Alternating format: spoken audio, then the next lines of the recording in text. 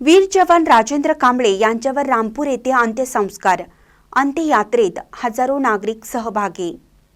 रामपूर तालुका चंदगड गावचे सुपुत्र वीर जवान राजेंद्र गोपाळ कांबळे हे दिल्ली येथे लाईनवर काम करत असताना अपघात होऊन जखमी झाले होते।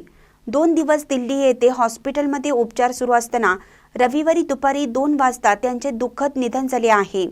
आज दुपारी रामपूर तालुका चंदगड या त्यांच्या मूळ गावी 1 वाजता वडील सेवानिवृत्त हवालदार नाना कांबळे यांनी त्यांना भडागणी दिला। रामपूर तालुका चंदगड या गावातील जवान राजेंद्र गोपाळ कांबळे यांचे रविवारी दुपारी 1 वाजता दिल्ली येथे हॉस्पिटलमध्ये दुःखद निधन झालं। देशसेवा बजावत असताना त्यांना अपघात होऊन डोक्याला गंभीर जखम झाली होती।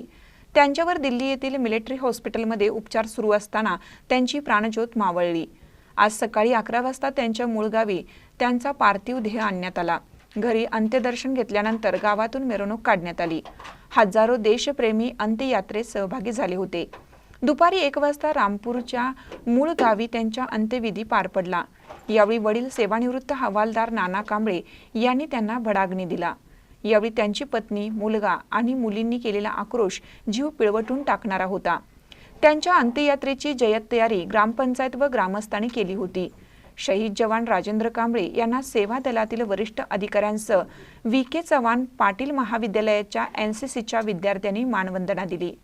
चंदगड तालुका सेवानिवृत्त सैनिक वेलफेअर असोसिएशन संघटना विद्यमान आमदार शिवाजीराव पाटील यांचे प्रतिनिधी भारती जाधव, माजी राज्यमंत्री भरमुअण्णा पाटील, माजी आमदार राजेश पाटील यांनी उपस्थित राहून श्रद्धांजली अर्पण केली। त्यांच्या पश्चात पत्नी, 1 मुलगा, 1 मुलगी, आई वडील, 3 भाऊ आहेत। आपल्या भागातील एक जवान देशासाठी शहीद झाला, यासाठी चंदगड, आजरा, गडिंग्लज तालुक्यातील असंख्य देशप्रेमी या अंत्ययात्रेत सहभागी झाले होते। महानकर न्यूजसाठी प्रकाश ऐनापुरे, चंदगड।